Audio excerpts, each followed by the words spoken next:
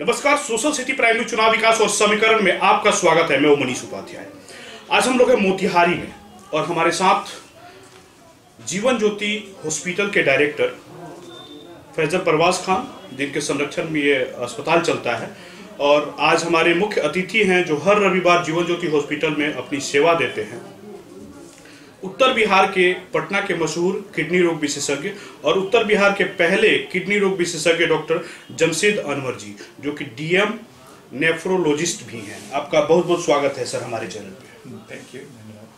पहला सवाल होगा, आम लोगों को कैसे पता चलेगा कि मुझे किडनी की प्रॉब्लम है, मुझे किडनी की समस्या है? क्योंकि नॉर्मल लोग जो होते हैं वो जैसे फीवर होता है तो पता चल जाता है फीवर है, पेट में दर्द है तो पता चल गया कि पेट में दर्द है, लेकिन आम लोगों को कैसे समझ में आएगा कि मुझे किडनी की प्रॉब्लम है? वैसे तो किडनी रोग किसी भी एज ग्रुप में हो सकता है, छोटे बच्चों से लेके अडल्ट तक, बट कुछ लोग होते हैं जो कि जिनमें किडनी रोग होने के रिस्क ज़्यादा है, जैसे जिन्हें लंबे समय से डायबिटीज़ है या ब्लड प्रेशर है, या कुछ पेशेंट्स अर्थराइटिस के होते हैं जिन्हें जो लंबे समय से दर्द की दवाई ले रहे होते हैं। ये सब पेशेंट्स जो होते हैं जिन्हें हाई रिस्क होता है, तो उन्हें ज़्यादा अवेयर रहना है कि क्या सिम्टम्स किडनी डिजीज़ के अर्ली सिम्टम्स हो सकते हैं, उन्हें पहचानना होगा। और तभी वो अल्टीमेटली तो हमें ब्लड टेस्ट के और यूरिन टेस्ट के बाद ही पता चल पाएगा कि उन्हें किडनी की समस्या है। उत्तर बिहार के इतने बड़े स्पेशलिस्ट हैं, आप चंपारण में यहाँ पे सेवा दे रहे हो, तो चंपारण वासियों को खास करके आपसे क्या क्या सुविधाएं मिल पाएंगी? किडनी के जो मरीज हैं उनको क्या खास सुविधा मिल पाएंगी आपसे? पहले जब भी किसी को डायग्नोसिस होती थी किडनी रोग की, तो उन्हें या तो पटना जाना पड़ता था या कई बार बिहार से बाहर लखनऊ या दिल्ली पीजीआई जाना पड़ता था। बट अब हम ऑलमोस्ट सारी किडनी से रिलेटेड जो भी समस्याएं हैं किडनी फेलियर की, ऑलमोस्ट सब चीज़ यहाँ मोतिहारी में ही प्रोवाइड करवा रहे हैं। सिंपल कंसल्टेशन से लेके डायलिसिस, इवन फिस्टुला बनने की भी सुविधा जल्द ही इस हॉस्पिटल में शुरू होने वाली है।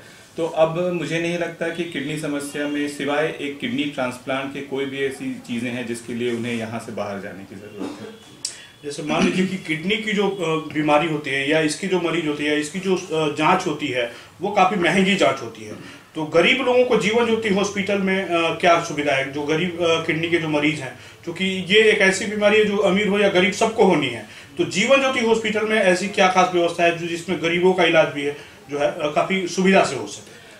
ये बात सही है कि किडनी एक बार अगर किडनी फेल हो गया तो इसका जो इलाज है वो थोड़ा महंगा है, चाहे वो डायलिसिस हो या फिर जो दवाएं भी चलती है हीमोग्लोबिन बढ़ाने के लिए, कुछ बहुत सारी दवाएं हैं जो कि कॉस्टली है।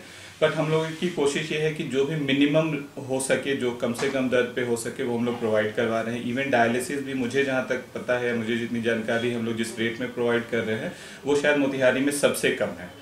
सो हमारी कोशिश यही रहेगी कि अच्छा इलाज कम से कम पैसे में लोगों को मिल सके, और इसी में हम लोग कार्यरत हैं। और भी अगर हम लोग को पता चले कि कुछ और भी हम लोग कम कर सकते हैं या और कम से कम में प्रोवाइड करा सकते हैं, तो हमारी कोशिश हमेशा उसी लाइन पे रहेगी। अच्छा डॉक्टर साहब, एक सवाल और, क्योंकि हम चंपारण से हैं और चंपारण में हांडी मटन या बहुत सारा मटन का जो वैरायटी है काफ़ी फेमस है, जिससे लोग मटन तो खाते हैं स्वाद के लिए, लेकिन बीमारियां भी काफ़ी उसी स्तर से बढ़ रही हैं। तो चंपारण के लोगों को खाने पीने पे किस तरह की ध्यान देनी चाहिए और क्या खाना है क्या नहीं खाना है, खास करके चंपारण के लोगों से क्या अपील करेंगे आप? ऐसे तो किसी भी हेल्दी लाइफस्टाइल के लिए सही आहार बहुत ज़रूरी है, बट कुछ लोग जिन्हें जैसे मैंने बताया, जिन्हें हाई रिस्क है, जैसे जिन्हें डायबिटीज़ है या ब्लड प्रेशर है या अर्ली किडनी की बीमारी है, उन्हें अपने डाइट का डेफिनेटली काफ़ी ख्याल रखना पड़ता है, क्योंकि किडनी के इलाज में जितना रोल दवाइयों का होता है, लगभग उतना ही रोल उनके खान पान का भी होता है। तो जैसे आपने मटन की बात की, चंपारण फेमस है मटन के लिए, तो जैसे हम किडनी रोग, जिन्हें शुरुआती किडनी रोग है या जिन्हें डायबिटीज़ लंबे समय से है, जिनके यूरिन में प्रोटीन आ रहा है, उन्हें हम लोग लो प्रोटीन डाइट एडवाइस करते हैं। तो इन पेशेंट्स को डेफिनेटली मतलब नॉन वेज, चाहे वो चिकन या मटन जो भी हो, उन्हें थोड़ा सा लिमिटेड मात्रा में या फिर अपने डॉक्टर के सलाह के हिसाब से ही खाना चाहिए।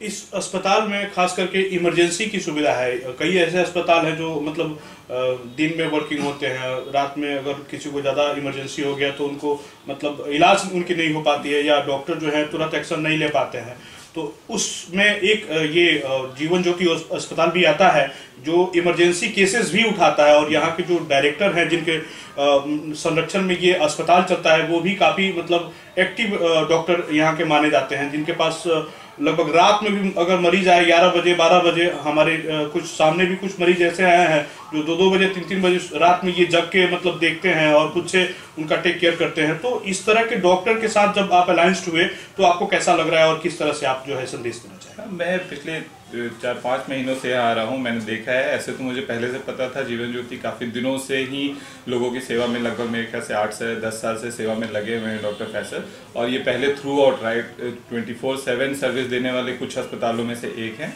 और इनकी वजह से ही आज किडनी का इलाज भी लगभग 24 घंटे अवेलेबल है। हम लोग 24 घंटे डायलिसिस करने के लिए तैयार हैं। हमारे technician round the clock available हैं और काफ़ी ट्रेंड टेक्नीशियन है। हम लोग काफ़ी अच्छी मशीनों पे, अगर किसी पेशेंट को रात में भी डायलिसिस की ज़रूरत है तो हम लोग रात में भी डायलिसिस करने के लिए तैयार हैं। हमारे साथ इस अस्पताल के निर्देशक, director, proprietor doctor Faizal Parwaz Khan भी मौजूद हैं। आपसे हम जानना चाहेंगे, ठंड का मौसम जितना बढ़ रहा है, चंपारण में अब कड़ाके की ठंड पड़ रही है, जो एकदम जैसे कहा जाता है कि हड्डी कपाने वाली ठंड जो है अब शुरू हो चुकी है, तो खास करके चंपारण के लोगों से क्या अपील करेंगे कि ठंड में उन्हें अपने आप का बचाव कैसे करना चाहिए? ठंड में अगर जिनको डायबिटिक है, सबसे पहले उनको अपनी डायबिटिक कंट्रोल करनी चाहिए। इसके अलावा अगर कोई हाइपरटेंशन के पेशेंट है तो उनको अपना बीपी को कंट्रोल करना चाहिए। इन सब चीज़ों पे अगर आप कंट्रोल करते हैं तो ठंड से आप बहुत सारी चीज़ों का बचाव कर सकते हैं। और ठंड में जो हमारे बूढ़े लोग हैं उनका ब्लड प्रेशर और ब्लड शुगर एकदम कंट्रोल होना चाहिए, और उन लोग को सुबह में 8 बजे के बाद या जब धूप निकले तो ही घर से बाहर निकलना चाहिए, उससे पहले उन लोग को नहीं निकलना चाहिए। अगर निकलते हैं तो फिर स्ट्रोक होने का जो खतरा है वो बहुत ज़्यादा बढ़ जाता है।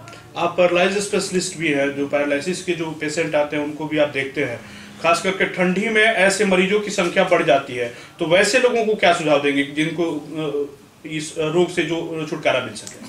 मैंने पहले ही बताया है कि ठंड में सबसे पहले ब्लड प्रेशर और ब्लड शुगर, इन दोनों को कंट्रोल करना बहुत ज़रूरी है। और जिनको पहले से स्ट्रोक हो चुका है या जो ब्लड प्रेशर और ब्लड शुगर के पेशेंट हैं, अगर वो कंट्रोल करते हैं और सुबह में जब धूप निकल जाए या मौसम ठीक हो जाए उसके बाद निकलते हैं तो उसमें स्ट्रोक होने की जो संभावना होती है वो बहुत कम से कम होती है। धन्यवाद। खबरों का सिलसिला जारी रहेगा, मिलते हैं छोटे से ब्रेक के बाद।